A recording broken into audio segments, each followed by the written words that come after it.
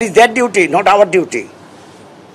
So you have to work accordingly.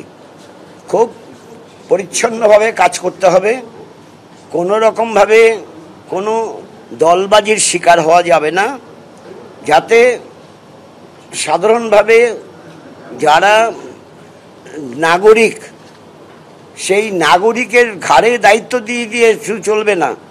নির্বাচনী অফিসের বিএলওদেরও দায়িত্ব আছে, সেই দায়িত্ব তাদেরও পালন করতে হবে। ভরতপুরের তৃণমূল বিধায়ক হুমায়ুন কবির তিনি বলছেন যে এসআইআর নিয়ে ভয় পাওয়ার কিছু নেই, সতর্ক করারও কিছু নেই।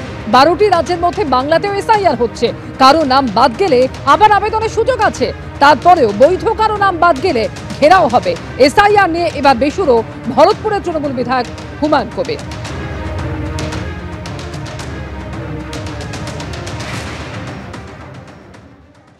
ভয় পাওয়ার কিছু নাই, সতর্ক করারও কিছু নাই।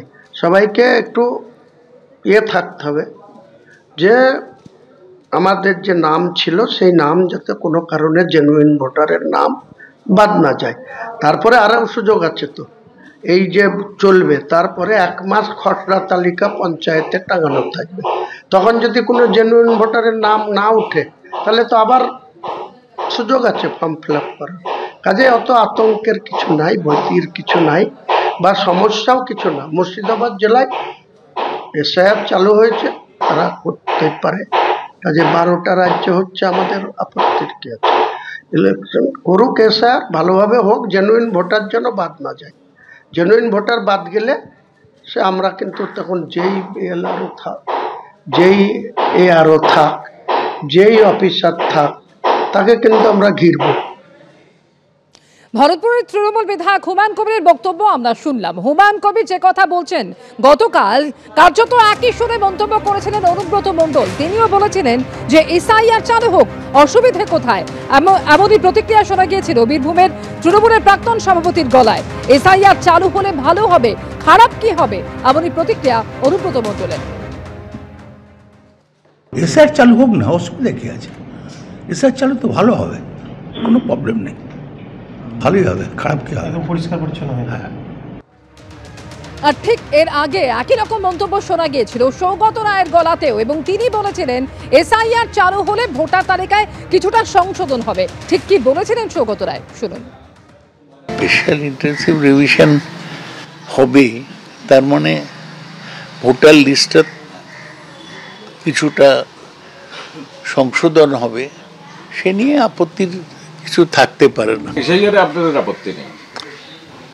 ভোটার লিস্টে যদি স্পেশাল ইন্টেনসিভ রিভিশন হয় তাতে আপত্তি করার থাকবে কেন?